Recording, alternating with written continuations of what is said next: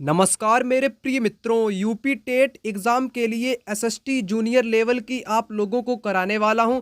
इस वीडियो में मैं आपको इतिहास की इम्पोर्टेंट क्लास कराने से पहले आपको इतिहास के सिलेबस से अवगत कराना चाहूँगा। इतिहास का सिलेबस कुछ इस प्रकार से है जो कि 6 to 8 की आपको बुक्स पढ़नी पड़ेंगी, वो भी उत्तर प्रदेश की जो SCERT की किताबें हैं, उन किताबों का आपका ये सिलेबस दिया गया है। तो सिलेबस का इतिहास का पहला टॉपिक आपका है इतिहास जानने के स्रोत, है ना। आप इसका देख सकते हो, इस प्रकार से सिलेबस रहेगा। तो मैं इस वीडियो के माध्यम से पहला टॉपिक आपका कंप्लीट कर दूंगा, इतिहास जानने के स्रोत क्या हैं। ठीक, उसके बाद मैं एक एक करके सारे चैप्टर्स को ख़त्म कर दूंगा बिल्कुल कम टाइम में, ताकि आपका कंटेंट क्लियर हो सके, पेपर को पहली बार में आप लोग क्रैक कर सको। जिस प्रकार सीटेट की तैयारी कराई थी उसी प्रकार यूपी टेट की भी यहाँ पर तैयारी कराऊंगा। सिलेबस का पहला टॉपिक यहाँ पर आ चुका है जिसका नाम है इतिहास जानने के स्रोत। तो सबसे पहले सिलेबस के अकॉर्डिंग मैंने आप सभी लोगों के लिए नोट्स तैयार कर दिए हैं, वो भी किसके लिए, यूपी टेट एसएसटी के लिए स्पेशल, जिसको आप लोग पढ़ोगे तो पूरा कंटेंट आपका क्लियर हो जाएगा। आप लोग यहाँ पर देख सकते हो, इस वाले टॉपिक में आपको इतिहास का विभाजन 3 पार्ट में, प्राग ऐतिहासिक काल, आद्य ऐतिहासिक काल और ऐतिहासिक काल, इन तीनों को बताऊंगा, उदाहरण के साथ बताऊंगा। जितना आपकी किताब में दिया गया है उनको मैंने वन शॉट में कन्वर्ट कर दिया, महत्वपूर्ण की पॉइंट को नोट डाउन कर लिया जो पेपर के वक्त आप लोगों के काम में आ सकें। सारी चीज़ यहाँ पर बताऊंगा। इतिहास के स्रोत क्या हैं, साहित्यिक स्रोत में कौन कौन से आते हैं, पुरातात्विक स्रोत में क्या क्या आते हैं, वेद भी आपके साहित्य हैं, प्रमुख किताबों का अध्ययन करेंगे यहाँ पर, उनका लेखक कौन है, कौन सी किताब किस काल से संबंधित है, कौन सा इतिहास प्रोवाइड करती है। और जितने भी मित्र वीडियो को देखने आए हैं, आपको पता है सीटेट की तैयारी कैसी कराई गई थी, उसी प्रकार आपकी यूपी टेट की तैयारी यहाँ पर आप लोगों को कराई जाएगी। बिल्कुल भी आपको परेशान होने की आवश्यकता नहीं है। आपको काम क्या करना है, आप इन नोट्स को ले सकते हो, क्योंकि यूपी टेट बहुत इंपॉर्टेंट है सुपर टेट एग्जाम के लिए, शिक्षक भर्ती एग्जाम के लिए, क्योंकि सीटेट में भी कई लोगों के नंबर थोड़े कम रह रहे हैं। तो इस वाले को मत चूकना, है ना, इस वाले को मत चूकना। थोड़ी मेहनत कर लेना, पहले की तुलना में अधिक कर लेना, डूब के मेहनत कर लेना, तो आपका हो जाएगा। और उसके लिए मैं तो आपके साथ खड़ा ही हूँ मदद करने के लिए। तो मैंने आप लोगों के लिए इतनी मेहनत करके ये वाले नोट्स मैंने इतनी जल्दी आप लोगों के लिए तैयार कर दिए, दिन रात जाग के। तो आप लोग फटाक से इनका लाभ उठा लो। देखो कैसे कैसे मैंने हाईलाइट पॉइंट किए हैं सभी लोगों के लिए। तो एक बात और मैं आपसे कह दूं, सारे चैप्टर्स हैं आपके हड़प्पा सभ्यता, बिल्कुल। और एक बात मैं आपसे क्या कह दूं कि इन नोट्स का प्राइस अभी 199 रुपये है। जैसे ही 1 तारीख आएगी ना, 1 मार्च को आपको ये पूरे नोट्स मिल जाएंगे। परंतु 1 मार्च को अगर आप पेमेंट करोगे तो आपको 299 रुपये का ये वाला पड़ेगा पूरा कंप्लीट। इसमें history, geography, polity, agriculture, home science, पर्यावरण, ये सब कुछ पूछा जाएगा। सिर्फ हिस्ट्री, ज्योग्राफी, पॉलिटी से काम नहीं चलेगा, इसके साथ खेल और स्वास्थ्य, स्काउट गाइड, व्यायाम, ये सारा टॉपिक सिलेबस में है आपके, ये सारा प्रोवाइड किया जाएगा। अगर आप लोग अभी पेमेंट करना चाहे तो 199 रुपये में आपको नोट्स मिल जाएगा। परंतु 1 मार्च को नोट्स मिलेगा, लेकिन 1 मार्च को इसका प्राइस 299 रुपये हो जाएगा। अब लेना कैसे है, आपके सामने यहाँ पर नंबर लिखा होगा 9696400597। इस नंबर पे कॉल या व्हाट्सएप पर मैसेज अभी करो और अभी से आप लोग पेमेंट कर दो, ताकि 100 रुपये की छूट आपको अभी से मिल जाए। ठीक, और 1 मार्च को आपको नोट्स मिल जाएगा। एडवांस अगर आप लोग लेना चाहते हो तो अगर 1 तारीख को लोगे तो 299 का पड़ेगा। सुन लिया आपने। अब मैं अपने कंटेंट की बात करता हूँ। कंटेंट के साथ कोई समझौता यहाँ पर नहीं किया गया है ना। टोटल जितना इंपॉर्टेंट है उतना नोट डाउन आप लोगों के लिए किया गया है, ताकि अलग से कुछ भी आपको करना ना पड़े। अब मैं बात करूँगा इतिहास जानने के स्रोत की। इतिहासकार अतीत से प्राप्त तथ्यों और साक्ष्यों के आधार पर बीते समय की जानकारी देते हैं। इतिहास बीते समय और उस समय के लोगों को समझाने का एक महत्वपूर्ण क्या है, साधन है इतिहास। उसके बाद इतिहास का विभाजन 3 कालों में है। पहला है आपका प्राग ऐतिहासिक काल। अब प्राग ऐतिहासिक काल क्या है, इसको समझो। वह समय जिसके लिए कोई भी लिखित सामग्री उपलब्ध नहीं है, अर्थात लिखित सामग्री कुछ भी नहीं है, उसको प्राग ऐतिहासिक काल बोलते हैं। जैसे पत्थरों के औजार, हड्डियों, मिट्टी के बर्तन, गुफा चित्र, है ना। तो इसमें कोई आपकी क्या है, कोई लिखित सामग्री उपलब्ध नहीं है। भीमबेटका की शैल चित्रकला, पाषाण युग, अब पेपर में क्वेश्चन ऐसे बनता है कि पाषाण युग कौन सा इतिहास में आता है, उत्तर आपको होना चाहिए प्राग ऐतिहासिक काल। भीमबेटका की शैल चित्रकला किस इतिहास में आएगी, तो प्राग ऐतिहासिक काल। जिसमें कोई भी लिखित सामग्री उपलब्ध ना हो उसको प्राग ऐतिहासिक काल बोलते हैं, सिंपल सी बात। उसके बाद दूसरा प्रकार है आपका आद्य ऐतिहासिक काल। इस काल लिखित विवरण है लेकिन उन्हें अभी तक पढ़ा नहीं जा सका है, मतलब कि लिखा तो गया है उनके बारे में लेकिन आज तक किसी ने पढ़ भी नहीं पाया। उदाहरण के लिए सिंधु घाटी की सभ्यता एक ऐसी सभ्यता, और यह सभ्यता आपके सिलेबस में भी है, वो मैं आपको अभी आगे करा दूंगा। तो सिंधु सभ्यता को आज तक किसी ने नहीं पढ़ पाया। इसकी लिपि भाव चित्रात्मक लिपि है ना, इसको किसी ने आज तक नहीं पढ़ पाया है। तो ये आपकी आद्य ऐतिहासिक काल में आती है। तीसरा प्रकार आपका हो जाएगा ऐतिहासिक काल। लिखित विवरण उपलब्ध है और इसे पढ़ा भी जा चुका है, यानी कि लिखा भी है और पढ़ा भी गया है, उसको ऐतिहासिक काल बोलते हैं। जैसे हम लोग आपको क्या बताएंगे, वैदिक काल बताएंगे, जो कि वेद उपलब्ध हैं, आपके ग्रंथ उपलब्ध हैं, है ना, और उनको पढ़ा भी जा सकता है और वो लिखित विवरण में भी उपलब्ध हैं। मौर्य काल का इतिहास जैसे इंडिका किताब है, चाणक्य हैं, मौर्य काल का इतिहास बताते हैं। अभिलेख, अशोक के अभिलेख, सिक्के, पुस्तकें, ये सब कुछ आपकी ऐतिहासिक काल में ही आ जाती हैं। ठीक, तो इनको ऐतिहासिक काल में रखा जाएगा। अब ऐतिहासिक काल को भी 3 पार्ट में डिवाइड किया गया है। कैसे, एक तो भारत के संदर्भ में मैं बात कर रहा हूँ, एक तो आपकी प्राचीन इतिहास हो जाएगा, फिर आपका मध्य इतिहास हो जाएगा, फिर आपका आधुनिक इतिहास हो जाएगा। ये बाद की बात है, ठीक है ना, ये बाद की बात है आपकी। अब देखो यहाँ पर इतिहास के स्रोत क्या हैं, आखिर हम लोग इतिहास को कैसे लिखते हैं, कैसे चीज़ों को पता करते हैं, क्या लोग पहले करते थे क्या नहीं करते थे, आखिर कैसे पता चलता है। तो आपके स्रोत 2 प्रकार में इसको डिवाइड कर दिया गया है। एक तो साहित्यिक स्रोत, साहित्यिक स्रोत को भी 2 पार्ट में डिवाइड किया गया है। एक आपका धर्म पर है, एक गैर धर्म पर है। गैर धार्मिक, एक धार्मिक। धर्म का मतलब जो धार्मिक किताबें हैं उनमें इतिहास मिलता है, धर्म की किताबों में इतिहास मिलता है। गैर धर्म की किताबें जिसमें राजाओं का शासन विवरण इस प्रकार का मिलता है, उनका धर्म से कोई लेना देना नहीं होता है। जैसे मैं स्पष्ट यहाँ पर करना चाहूँगा, वेद साहित्य ये क्या है, ये धार्मिक साहित्य हो जाएगा। रामायण भी आपका धार्मिक साहित्य हो जाएगा, बौद्ध साहित्य भी धार्मिक हो जाएगा, महाभारत भी धार्मिक साहित्य हो जाएगा, जैन साहित्य भी आपका क्या हो जाएगा, धार्मिक। ठीक, गार्गी संहिता अलग है। अब देखो इतना आपने समझ लिया। अर्थशास्त्र एक किताब है, अर्थशास्त्र को किसने लिखा बताओ, चाणक्य ने लिखा। किसने, चाणक्य ने लिखा। अब ये कोई धार्मिक किताब नहीं है बल्कि मौर्य प्रशासन का इतिहास बताती है, अर्थात यह किताब एक इतिहास का स्रोत कह सकते हो क्योंकि मौर्य के इतिहास का यह विवरण देती है। मुद्रा राक्षस विशाख दत्त की किताब है। इंडिका किसकी है, इंडिका किसकी है बताओ, मेगस्थनीज की किताब है, मौर्य शासन का इतिहास बताती है। अब रामायण किसने लिखा, वाल्मीकि ने लिखा। महाभारत वेद व्यास ने लिखा। ठीक, तो ये पता होना चाहिए। अब ये साहित्यिक स्रोत में धार्मिक और गैर धार्मिक आपके दोनों आ जाएंगे, क्लियर बात। उसके बाद समझो पुरातात्विक स्रोत में क्या क्या आएगा मित्र, अभिलेख आपके आ जाएंगे, सिक्के आ जाएंगे, मूर्तियां, स्मारक, चित्रकला, शिलालेख, पांडुलिपि अर्थात मैन्युस्क्रिप्ट, ये सब आपके पुरातात्विक स्रोत में आ जाएंगे। जैसे भुर्ज पेड़ पर कौन सी लिपि लिखी गई है ना, इस प्रकार से आप कह सकते हो उसको। अब थोड़ा थोड़ा जितना मैंने अभी आपको बताया उतना थोड़ा जान लेते हैं। जैसे वेद आर्यों के बारे में जानकारी देते हैं। रामायण महाभारत वाल्मीकि एवं वेद व्यास ने लिखा जो तत्कालीन समाज के विषय में है। तो ये रामायण उस दौरान का इतिहास बताती है कि उस दौरान लोग कैसे थे, है ना, क्या लकीर के फकीर थे, क्या कैसे थे। महाभारत कैसी थी, क्या लोग लड़ाई करते थे राज्यों के लिए, है ना, तो उसका इतिहास पता चलता है। महाभारत के लोग कैसे थे, क्या क्या करते थे, ठीक है ना। उसके बाद अर्थशास्त्र, अर्थशास्त्र भी किताब है, ये चाणक्य की किताब है। मौर्यकालीन समाज की राजनीतिक, सामाजिक, आर्थिक, धार्मिक स्थिति को बताने का प्रयास करती है अर्थशास्त्र। ठीक, उसके बाद राजतरंगिणी भी एक किताब है जो पेपर में कई बार आया करती है। कलहड़ की किताब है। कलहड़ एक पंडित, ब्राह्मण, विद्वान था, इतिहासकार था। 12वीं सदी के कश्मीर का इतिहास इस व्यक्ति ने लिख दिया, है ना। कलहड़ की किताब कौन सी हो जाएगी, राजतरंगिणी हो जाएगी। उसके बाद इंडिका, मैं अभी आपको बता रहा था इंडिका के बारे में, मेगस्थनीज की किताब है। मेगस्थनीज कौन था, यूनानी राजदूत था जो चंद्रगुप्त मौर्य के कालीन समाज की एक झलक का ब्यौरा देती है।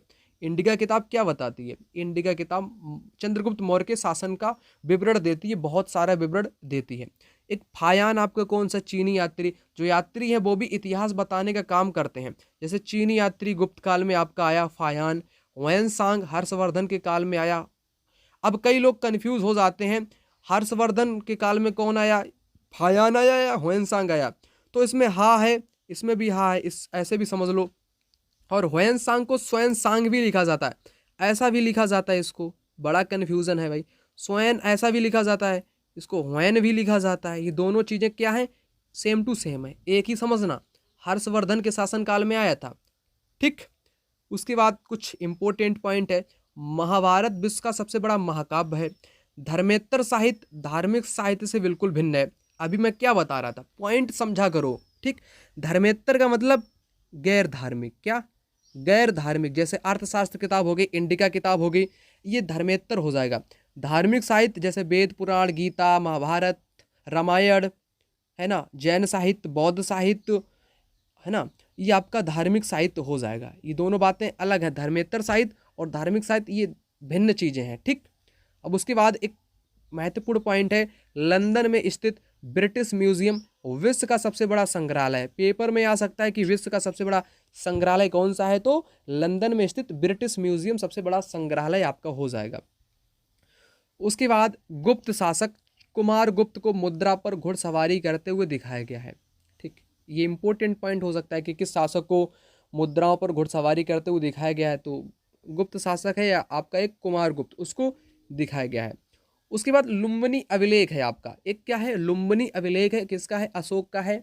तो यह अशोक के रुम्निदेही अभिलेख का अंश है जो नेपाल से प्राप्त हुआ। अशोक ने घोषणा की है कि लुम्बिनी में उपज का 8वां भाग कर के रूप में लिया जाएगा। यह ब्राह्मी लिपि में था। अब क्वेश्चन ऐसे कैसे बनता है कि अब क्वेश्चन आपसे पूछेगा अशोक ने किस अभिलेख में घोषणा की कि उपज का 8वां कर लिया जाएगा, 8वां भाग करके उपज में लिया जाएगा। तो लुम्बिनी अभिलेख है, रुम्निदेही अभिलेख का यह एक आपका एक अंश हो जाएगा, ब्राह्मी लिपि में लिखा गया है। और जो भी एक्स्ट्रा जानकारी होती रहेंगी मैं उनको साथ में बता दूंगा। जैसे अशोक कौन है, अशोक ने आपके धम्म धर्म को अपना लिया, आगे है आपके सिलेबस में, वो मैं आगे भी बता दूंगा, पीछे भी बता दूंगा, वर्तमान में भी बता दूंगा, सब कुछ आपको बताता हुआ चलूंगा। ठीक। उसके लिए आपको बिल्कुल भी अलग से कोई भी टेंशन क्रिएट नहीं करनी है। उसके लिए मुझे लेना पड़े टेंशन, मैं लेने को तैयार हूँ, लेकिन आप मत लेना। ठीक, इतना समझ लो। और ब्राह्मी लिपि को सबसे पहले किसने पढ़ा, जेम्स मिल ने, जेम्स मिल नहीं, जेम्स प्रिंसेप। किसने, प्रिंसेप ने पढ़ा, प्रिंसेप, जेम्स प्रिंसेप ने इसको पढ़ा था सबसे पहले, 1838 में इसको पढ़ लिया था। ठीक, इतना याद स्मरण रख लेना। उसके बाद आपका दूसरा चैप्टर आ जाता है पाषाण काल का। क्या, चलो पाषाण काल भी यहीं पर ख़त्म कर देते हैं। ठीक, इसको भी यहीं पर ख़त्म कर देते हैं, परंतु आप लोग दिए गए नंबर पर कॉल या व्हाट्सएप पर मैसेज करके इन वाले नोट्स को मतलब कि ले सकते हो। लेकिन अभी पेमेंट कर दो, आपको 100 रुपये की छूट मिल जाएगी। 1 मार्च को ले लोगे तो आपको 100 रुपये एक्स्ट्रा चार्ज करना पड़ेगा, उससे पहले अभी ले लो ना। तो पाषाण काल को समझने से पहले कुछ बुनियादी चीज़ें, आधारभूत चीज़ें समझ लेनी बहुत उपयोगी होती हैं, ताकि क्वेश्चन आपको सारी सीक्वेंस से मतलब कि क्रमबद्धता से सारी चीज़ आपको समझ में आ जाए। अब मुझे करना क्या था, जैसे पाषाण काल है, मैं पाषाण काल को बताने लगूँ इसके इसमें डिवाइड किया गया, इस वाले में ये घटना, दूसरे में ये नहीं। जैसा आपकी किताब में दिया गया है उसी के अनुरूप आपका क्वेश्चन पेपर सेट होना है। मैं देख चुका हूँ क्वेश्चन पेपर को, है ना, उसी के हिसाब से मैं आपको पढ़ाता भी हूँ, ना आगे का पढ़ाता हूँ ना पीछे का पढ़ाता हूँ। जो ऑथेंटिक कंटेंट है उसी को लेके चलता हूँ, ठीक है ना। ऑथेंटिक कंटेंट, कोई थर्ड पार्टी का कंटेंट यूज़ नहीं किया जाता है पेपर में। जितना सिलेबस है उतना पढ़ा जाता है, और कहाँ से पूछा जाएगा उन किताब को फॉलो किया जाता है। इधर उधर का मत पढ़ना आप लोग, ना ही जितना है उतना ही पढ़ो ना। अब जैसे मैं पाषाण काल को आपको समझाऊं, उससे पहले मानव शास्त्री को समझाना पड़ेगा। मानव के विकास, विभेद आदि की जानकारी देने वाले मानव शास्त्री कहलाते हैं। मानव शास्त्री के अनुसार 2 करोड़ वर्ष पहले मानव में शारीरिक परिवर्तन हुए। मानव शास्त्री क्या कहता है कि 2 करोड़ वर्ष पहले मानव में कुछ शारीरिक परिवर्तन हुए थे, क्योंकि मानव शास्त्री मानव का ही अध्ययन करता है। अब परिवर्तन 2 करोड़ वर्ष पहले कौन सा हुआ, पहला परिवर्तन हो गया, खड़े होकर सीधे चलने लगा था आदमी। आदमी कैसे चलने लगा, सीधे खड़े होकर के वो चलने लगा। अब दूसरा परिवर्तन क्या आ गया, अंगूठे, जो अपना अंगूठा है ना, थंब, उससे वस्तुएं पकड़ने की क्षमता उसकी पैदा हो गई। इससे पहले मनुष्य जानता ही नहीं था कि अंगूठा का उपयोग क्या है, पकड़ना नहीं जानता था। तो 2 करोड़ साल पहले परिवर्तन हुआ, तो वो अपने अंगूठे की सहायता से मतलब कि वस्तुओं को पकड़ने की क्षमता उसमें पैदा हो गई। तीसरा क्या था, मस्तिष्क के आकार एवं क्षमता में विस्तार होना शुरू हो गया। अब फिर मानव का विकास का क्रम कैसा है, मानव का विकास किस क्रम से हुआ है। मानव अपने आसपास पर्यावरण या वातावरण एवं परिस्थितियों के साथ सामंजस्य करने लगा था, क्योंकि उसने देखा कि हमारे आसपास पेड़ पौधे हैं, नदी झील झरने हैं, परिस्थिति है, धूप है, छाँव है, हवाएं हैं, पक्षी हैं, तो उनके बीच में वो अपना एक सामंजस्य बैठाने लगा, बनाने लगा। ठीक, उसके बाद क्या हुआ, हाथ व मस्तिष्क का अधिक प्रयोग करना वो सीख गया। औजार पत्थर के या उपकरण बनाने लगा था। मानव ने अपनी रक्षा व भूख मिटाने के सर्वप्रथम पत्थर के औजारों का प्रयोग किया था, और वो मांस खाता था। क्या खाता था, मांस खाता था। ठीक, इतना बुनियादी चीज़ें आप लोगों को पता होनी चाहिए, है ना। बिल्कुल भी आपको वैसा नहीं होना है, बिल्कुल बचकाना जैसा, है ना। थोड़ा लेवल से ऊपर रहो आप लोग। जैसे पाषाण काल, मैं बताऊं आपको, पूरा पाषाण काल, मध्य पाषाण काल, नव पाषाण काल। अब पूरा पाषाण काल में मानव की 99% घटनाएं आपकी घटित हुई हैं। किसमें, पूरा पाषाण काल में 99%। अब इनमें कुछ की पॉइंट हैं वो बहुत उपयोगी हैं, अगर वो आपने स्किप कर दिए तो बहुत गलत बात हो जाएगी। मैं वो स्किप करना नहीं चाहता हूँ। जैसे सबसे पहले मैं इसको थोड़ा बड़ा कर लेता हूँ इस प्रकार से, पूरा पाषाण काल ही, ताकि आप लोग समझ पाओ। तो पूरा पाषाण काल में क्या था, खुले आकाश के नीचे नदियों झीलों के पास रहता था और शिकार करता था। कंदमूल फल खाता था मनुष्य पूरा पाषाण काल में। मांस उनका मुख्य भोजन हुआ करता था, और मनुष्य गुफा में रहता था। इनके पास कोई स्थायी आवास नहीं था। ये मांस के चक्कर में इधर उधर घूमते रहते थे, है ना, और पानी की तलाश में घूमते रहते थे। आग का प्रयोग कहाँ पर हुआ, पूरा पाषाण काल में हुआ। कहाँ पर, पूरा पाषाण काल में ही सबसे पहले आग का प्रयोग किया गया। मृतकों को कब्र में दफनाना आरंभ इन्होंने पूरा पाषाण काल में ही अंतिम दौर में किया, और अंतिम दौर में चित्र बनाना भी इन लोगों ने सीख लिया। तो मैंने क्या आपको बताया, मैंने आपको बताया कि पूरा पाषाण काल में मानव खुले आकाश के नीचे रहता था। इनके पास कोई घर नहीं था। ये मांस खाया करते थे, गुफाओं में रहा करते थे, आग का प्रयोग करते थे, मृतकों को कब्र में दफनाना शुरू कर दिए, चित्र बनाने शुरू कर दिए। पूरा पाषाण काल आपका क्लियर। अब उसके बाद मध्य पाषाण काल को समझ लो। पूरा पाषाण काल की, और देखो पूरा पाषाण काल में क्या था, पूरा पाषाण काल में मानव कुछ नहीं जानता था। पत्थर के औजार इसको जैसे मिलते थे वैसा प्रयोग करता था। वे कैसे थे, बेडौल थे, बेडौल थे, सुडौल नहीं थे, बेडौल थे, और भौड़ी आकृति के थे। कैसे, भौड़ी आकृति के थे। ये शब्द आप पहली बार सुन रहे हो ना, क्योंकि आपकी जो किताब की सिलेबस में वो ऐसे ही शब्द प्रयोग किए गए। बेडौल थे, सुडौल नहीं थे, भौड़ी आकृति के थे आपके पूरा पाषाण काल में। अब जैसे ही आपका मध्य पाषाण काल आ गया ना, तो पूरा पाषाण काल की अपेक्षा औजार थोड़े छोटे हो गए। प्रकृति में अनेक परिवर्तन भी हुए। सबसे महत्वपूर्ण पॉइंट यही है आप लोगों का, कि प्रकृति में अनेक परिवर्तन होने शुरू हो गए। जलवायु गर्म होने लगी, जिस कारण बर्फ आपकी पिघलनी शुरू हो गई। पृथ्वी की उर्वरक शक्ति का विकास हो गया, है ना, और उस कारण घास वनस्पति बढ़ने लगी, मैदान आपके उगने लगे। तो जानवर जो आपके घास खाने वाले थे, खरगोश, भेड़, बकरी, ये भी बहुत सारे पैदा आपके हो चुके, क्योंकि जलवायु परिवर्तन आपका हुआ था। और कुत्ते को पालतू सबसे पहले किस युग में बनाया गया, तो मध्य पाषाण काल। कुत्ते को पालतू कहाँ बनाया गया, मध्य पाषाण काल में कुत्ते को सबसे पहले पालतू बनाया गया। उसके बाद नव पाषाण काल को भी समझ लो। यहाँ पर नव पाषाण काल, खेती आरंभ की गई, उत्पादक मनुष्य बन गया। यानी कि पहले वो संग्राहक था। संग्राहक का मतलब पूरा पाषाण काल में वो संग्राहक था, चीज़ों को इकट्ठा करता था। अब वो इकट्ठा नहीं करता, उत्पादक, उत्पादन करने लगा। जैसे खेती से अनाज को उत्पादित करने लगा, पशुपालन करने लगा, है ना, पशुओं को पालने लगा, छप्पर के घर में उसने रहना शुरू कर दिया। ठीक, अब यहाँ पर कुछ पॉइंट आपके स्किप हैं, उनको छोड़ा गया है। छोड़ा गया है इसलिए उनको अलग से नोट डाउन किया गया है। जैसे इंपॉर्टेंट पॉइंट करके मैंने यहाँ पर लिखा है आप लोगों के लिए। इंपॉर्टेंट पॉइंट क्या है, पूरा पाषाण युग में मानव झुंड बनाकर शिकार करता था। पूरा पाषाण में क्या करता था, झुंड बनाकर शिकार करता था। क्यों करता था, क्योंकि मानव समझ गया कि तभी जीवित रहा जा सकता है जब वह दूसरों के साथ मिलजुल कर के चले।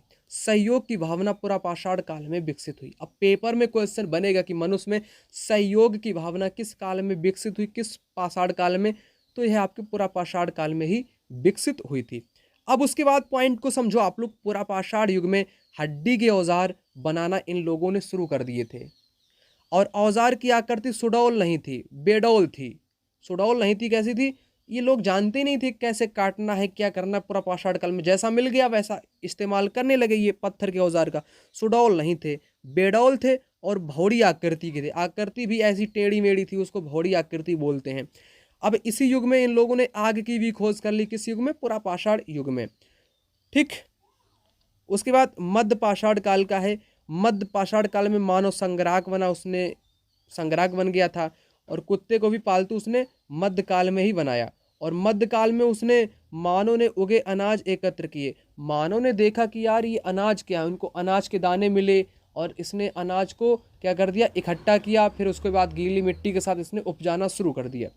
तो अंतिम दौर में इसने, आप खेती कह सकते हो, बिल्कुल अंतिम दौर में मध्य पाषाण काल के। उसके बाद सबसे इंपॉर्टेंट है पहिए, चक्के का आविष्कार, अर्थात पहिया, व्हीलर। ठीक। पहिए का आविष्कार आपका नवपाषाण काल में हुआ। ये बहुत इंपॉर्टेंट है कि पहिए का आविष्कार कहाँ पर हुआ, तो नवपाषाण काल में हुआ।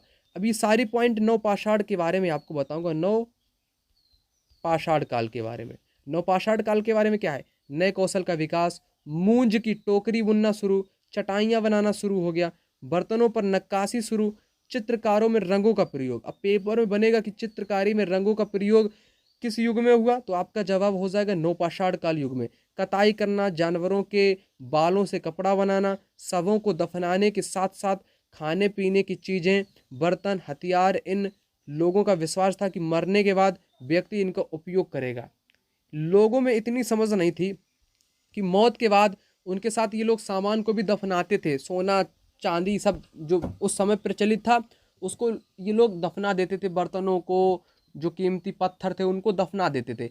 ये लोग समझते थे कि मौत के बाद लोग इनका इस्तेमाल करेंगे, है ना, इसलिए दफनाते थे। उसके बाद नवपाषाण काल में क्या हुआ, खेती आरंभ कर दी गई। नवपाषाण काल में आपकी खेती को भी आरंभ इन लोगों ने कर दिया। और हत्तेदार, आपकी कुल्हाड़ी और हंसिया महत्वपूर्ण औजार थे। यहाँ पर ये इंपॉर्टेंट पॉइंट है। हत्तेदार, कुल्हाड़ी और हंसिया आपके नवपाषाण काल में इस्तेमाल किए जाते थे। पशुपालन भी आपके नवपाषाण काल में ही हुआ था। देन उसके बाद क्या है, छप्पर के घर में ये लोग रहा करते थे नवपाषाण काल में। नवपाषाण काल को धातु काल भी बोलते हैं, क्योंकि तांबे का प्रयोग यहाँ पर हुआ। ताम्रपाषाण युग भी इसको कहा जाता है। तांबे को जस्ते से मिलाकर कांसा बनाना इन्होंने सीख लिया। तांबे को जस्ते को मिलाकर कांसा बनाना सीख लिया, यानी कि कांसा इन्होंने बनाना सीख लिया तांबे से जस्ते को मिला करके। ठीक। उसके बाद आपकी हड़प्पा सभ्यता आ जाएगी। बहुत सारा है कंटेंट, लेकिन मैं यहीं पर इस वीडियो को छोड़ना चाहूँगा। जैसे तावा प्लस जस्ता मिलकर क्या बनता है, कांसे का निर्माण होता है। ये सारा कुछ आप लोग नोट्स ले लो और पढ़ लो, फटाक से पढ़ लो। बहुत कम टाइम है, क्योंकि पेपर के अंतिम दौर में आप लेते हो तो ना इधर के रहते हो ना उधर के रहते हो, कहीं के भी नहीं रहते हो आप लोग। तो पहले से तैयारी करो। 1 मार्च को इसका प्राइस बढ़ जाएगा, उससे पहले आप अभी ले लो, फटाक से तैयारी अपनी शुरू कर दो। ठीक। मिलूंगा मैं अगली वीडियो में, तब तक के लिए जय हिंद, वंदे मातरम।